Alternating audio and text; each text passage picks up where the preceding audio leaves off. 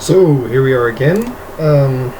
This time I'm actually going to record something about the all work all play esports video, which was watchable on the interwebs and was actually really good. What a lot of it wasn't news to me. I'm fairly into esports, and I've watched Heroes of the Storm competitively pretty much since it started being played competitively.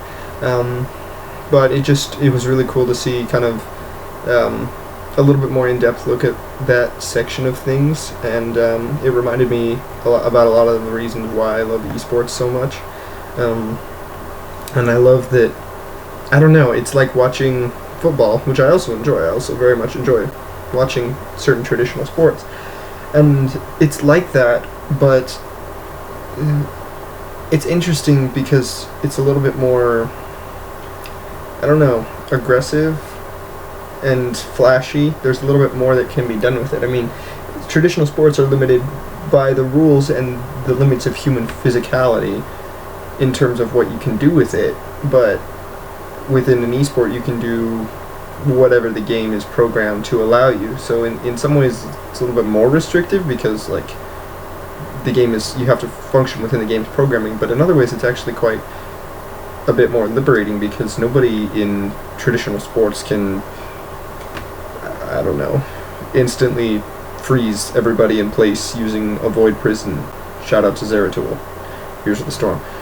But I mean, that's sort of what esports brings to the table, is it allows you to do things that people can't do and use all those abilities in, you know, as the way Chris describes it, or Dr. Haskell, is like chess, but there are way more, each of the individual pieces is controlled by a single person, and they're way more flashy and diverse in terms of what their abilities can do. You know, a knight can just move 3 spaces in one direction and then 1 space in any other direction, whereas any given MOBA hero can do, you know, lots of things. It can move in literally an infinite number of directions and has all sorts of different abilities that can be used and traits, and they, you know, synergize with other heroes, champions, whatever Dota calls them.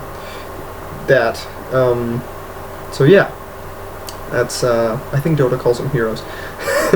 But regardless, that's sort of what I was thinking about the whole time when I was watching the documentary.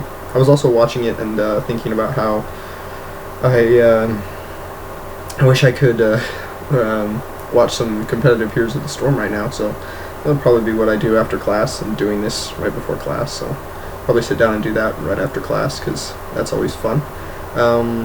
But I think it's just really cool that, you know, traditionally, if you know, I guess like you could be held back by a talent level in terms of traditional sports and what you are capable of. You know, if you're me and you weigh 145 pounds and you're 6 feet tall, there's not a ton you can do in terms of football. Like, if I wanted to sit down and play American football, that's, I mean, I can play flag football, that's fun, I actually enjoy doing that, but getting hit is pretty earth-shattering when you don't weigh very much like I do.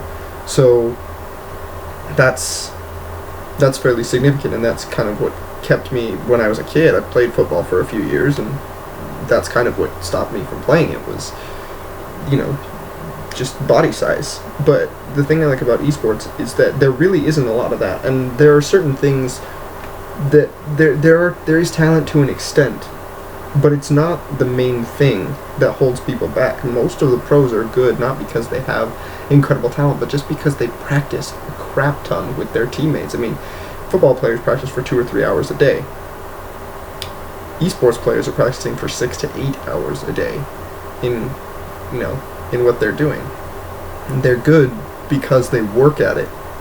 It's a little bit more of a meritocracy than traditional sports are, which is also something that Matt Pat outlined in his esports video, which I love that video. Watch it like once a week basically. Anyway, yeah, I mean, there's a little bit more, I don't know, it's kind of easier to get in, and it's easier to advance in esports than it is in traditional sports. I mean, if you want to be good in the NFL, your options are be drafted. That's it. Or, you know, sit as an undrafted free agent, unrestricted free agent, wait for somebody to pick you up, and maybe you're good enough. But that's like it.